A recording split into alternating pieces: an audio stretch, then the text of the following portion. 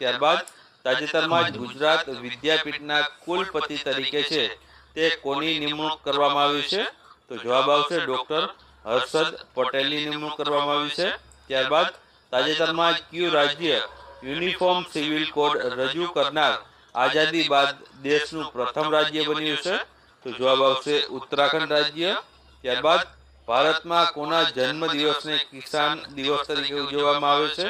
તો જવાબ આવશે ચૌધરી ચરણસિંહના.